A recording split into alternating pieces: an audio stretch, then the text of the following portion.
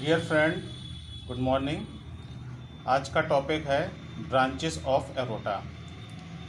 Aorta, सबसे पहले आप ये समझ लिए इसकी ओरिजिन कहाँ से होती है। अगर आपको हार्ट की एनाटॉमी क्लियर हो तो हार्ट में जो सर्कुलेशन है तो उसके राइट एट्रिया में सुपीरियर राइट एट्रिया जो ब्लड आता है राइट एट्रिया से राइट वेंट्रिकल से ये फिल्ट्रेशन होने के लिए लंग्स में जाएगा। लंग्स से फिर वहाँ से पल्मोनरी वेन्स के थ्रू होते हुए ऑक्सीजनेटेड ब्लड लेफ़्ट एट्रिया से फिर लेफ़्ट वेंट्रिकल आएगा।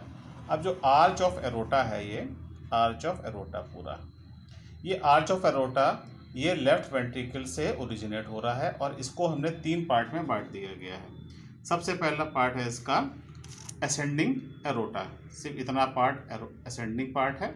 फिर ये आर्च ऑफ एरोटा आ जाएगा। आर्च ऑफ एरोटा से फिर नीचे ये डिसेंडिंग एरोटा है।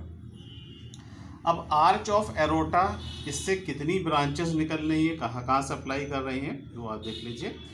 असेंडिंग एरोटा से 2 इसकी फर्दर आर्टरीज निकल रही हैं, राइट कोरोनरी और left coronary artery. Right coronary artery और लेफ्ट कोरोनरी आर्टरी दोनों सप्लाई करती हैं हार्ट को। इसके बाद हम आर्च ऑफ एरोटा में अगर जाएंगे तो आर्च ऑफ एरोटा में ये एक ब्रांच इसकी निकली हुई है, दूसरी ये आ रही है। तो इसमें दोनों में देखें तो अगर असेंडिंग एरोटा की जिसके आप आर्च ऑफ एरोटा को देखें तो आर्च ऑफ एरोटा के 3 ब्रांचेस निकली हैं। पहला है ब्रेकियोसेफेलिक, दूसरा है लेफ्ट सबक्लेवियन आर्टरी और लेफ्ट कॉमन कैरोटिड है। अगर आप देखें पहला तो पहली थी इसकी ब्रेकियोसेफेलिक, तो ब्रेकियोसेफेलिक ये है आर्च ऑफ एरोटा से। ब्रेकियोसेफेलिक के बाद में दूसरी इसी ब्रेकियोसेफेलिक के 2 पार्ट हो गए हैं। एक है right subclavian and right common carotid.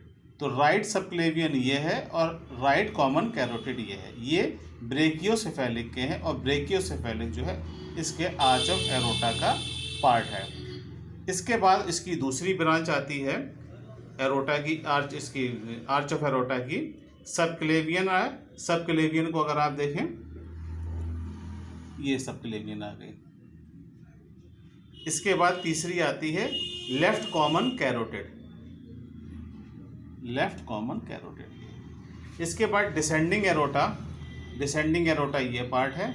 Descending aorta की ब्रांचेस को अगर आप देखें तो इसको 6 पार्ट में है। पहला है इसकी bronchial arteries, bronchial artery lungs को सप्लाई करती है।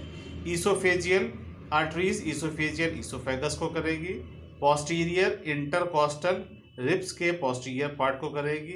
एब्डोमिनल एरोटा डिसेंड होकर के नीचे आ जाएगा, थोरेसिक कैविटी से जब नीचे निकलेगा तो वो एब्डोमिनल एरोटा में कन्वर्ट हो जाएगा। एब्डोमिनल एरोटा के बाद है superior phrenic artery. Superior phrenic artery आपकी ये जो डायफ्राम है, डायफ्राम को सप्लाई करेगी। इसके बाद है पेरिकार्डियल आर्टरी जो हार्ट के चारों तरफ जो ब्लड सप्लाई है उसको करेगी। तो अब ये आप फिर इसके डायग्राम को देखें कि जो ब्रांचेस ऑफ एरोटा में सबसे पहला असेंडिंग है arch of aorta and descending है। अब आप ये देखिए कि लेफ्ट जो सबक्लेवियन आर्टरी है वो डायरेक्ट डिसेंडिंग से है, जबकि राइट सबक्लेवियन आर्टरी जो है ब्रेकियोसेफेलिक का पार्ट है। तो ब्रेकियोसेफेलिक के 2 पार्ट ओरिजिनेट होते हैं। एक है आपका राइट कॉमन कैरोटिड है, राइट सबक्लेवियन है। ये दोनों पार्ट ओरिजिनेट हो रहे हैं ब्रेकियोसेफेलिक थे और ब्रेकियोसेफेलिक है आपकी आर्च ऑफ एरोटा से।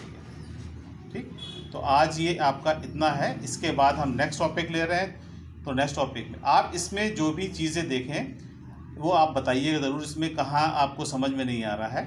ये आप देख लीजिए कि ये जो राइट कॉमन कैरोटिड है और लेफ्ट कॉमन कैरोटिड है, ये दोनों एसेंड करके सर्वाइकल रीजन से होते हुए ये ब्रेन की सप्लाई में फर्दर डिवाइड होंगे ऊपर जा कर के। तो जब हम ऊपर आएंगे हेड में और क्रेनियम की जो सप्लाई बताएंगे तो इसमें आपको ये क्लियर होना चाहिए कि राइट कॉमन कैरोटिड और लेफ्ट कॉमन कैरोटिड किसके पार्ट हैं।